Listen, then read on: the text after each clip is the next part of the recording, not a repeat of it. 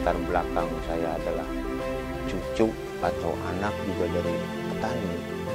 Itulah yang menjadikan saya senang pertanian.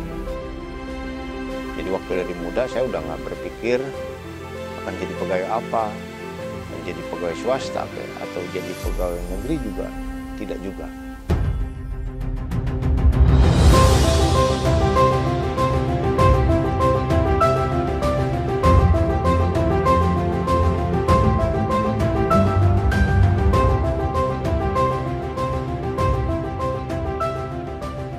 Tahun 2000 sampai 2010 ini saya di pertanian, cuman yang menjadi kendala pertaniannya di wilayah saya itu adalah pertanian tak ada hujan.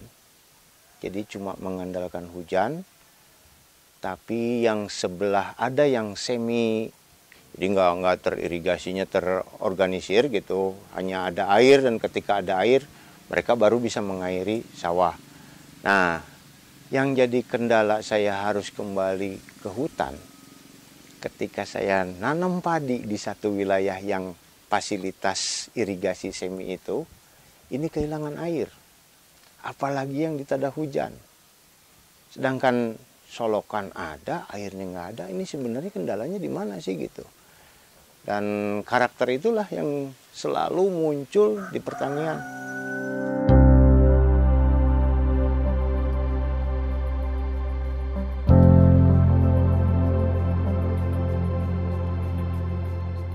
Nah, kendala ini saya cari.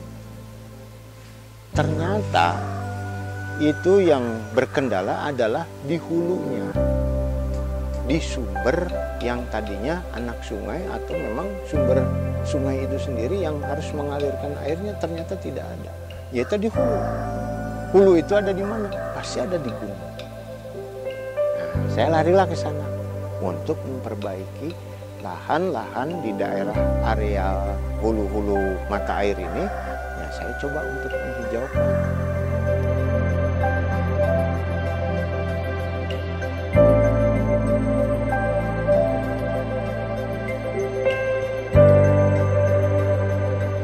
Karena itu muncul dari sanubari, ya pengorbanan kecil.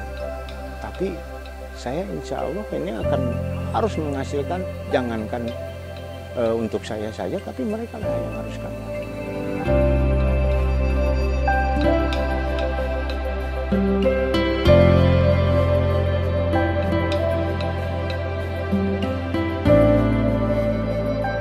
Pemupukan ketika itu tanaman pertanian di hilir atau di bawah, ini karena sudah disebut kebiasaan, entah kebiasaan dari mana, jadi lebih banyak mereka pakai dana untuk mengeluarkan biaya pupuk. Sedangkan di hutan, kalau mereka mau mengolah komposnya saja, gitu, yang ada di hutan, ini udah nggak perlu banyak lagi pupuk seperti di sawah atau di sayuran yang memang kerap dengan kuat harus dengan pupuk itu. Nah itulah nilai lebih untuk petani-petani hutan.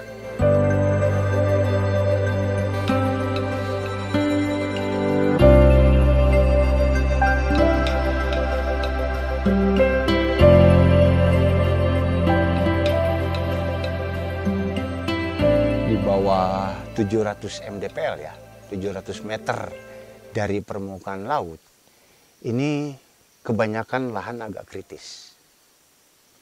Dan memang kritisnya karena penanaman pohon itu semua acuannya adalah ekonomis. Mereka tanam, sekian tahun mereka tebang. Hutannya cuman selama pohon itu ada. Beres pohon itu ditebang, kembali lagi jadi kebun. Ya kan sebutnya. Sebab apa? Baru nanam baru lagi. Kalau di hutan rakyat nih, jangan terlalu banyak pohon kayu untuk bahan. Tapi tolong pohon yang bisa menghasilkan buah atau yang bisa dipanen selain kayunya, buahnya, kulitnya. Hutan rakyat akan lebih baik dan lebih menghijau dibandingkan keadaan sekarang.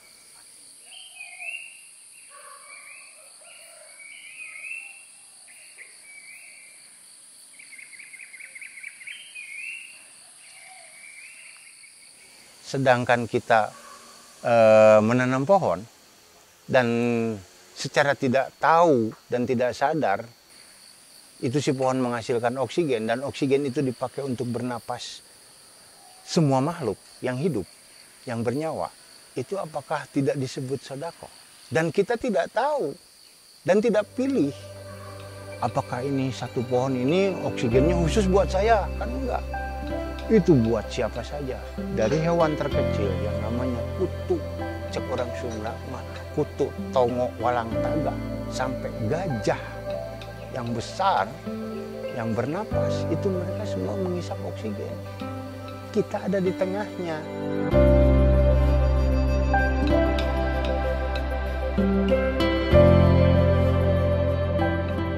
Yang saya tahu nilai harga oksigen per liter itu 25.000. Nitrogen itu paling murah taruhlah 10.000 per liter.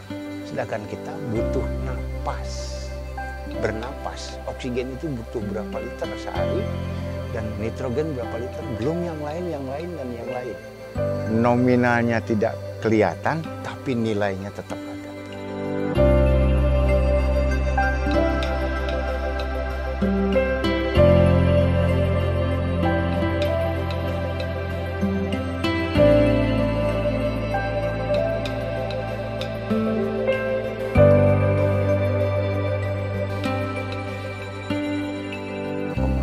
Secara global dengan rusaknya lapisan ozon, otomatis oksigen yang ada di alam bumi ini itu cepat berkurang, ya kan?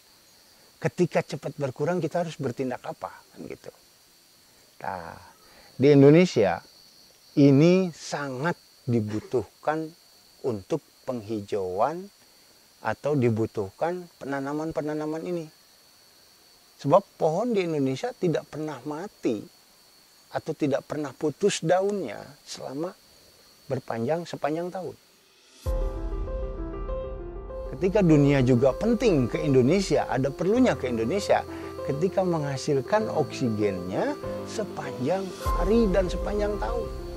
Sedangkan di negara lain ada 4 bulan atau 3 bulan musim gugur, 3 bulan musim salju. Dua musim ini, musim gugur dan musim salju, oksigennya dari mana? Daunnya nggak ada. Itulah pentingnya kita. Jadi secara tidak langsung sebetulnya kita bukannya menyumbang untuk wilayah kita, toh semua.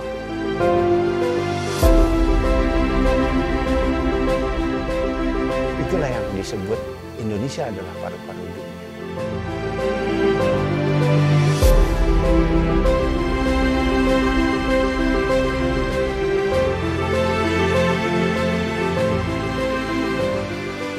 Hari ini saya harus menanam pohon walaupun besok mati. Walaupun besok kiamat, hari ini tetap saya harus menanam pohon.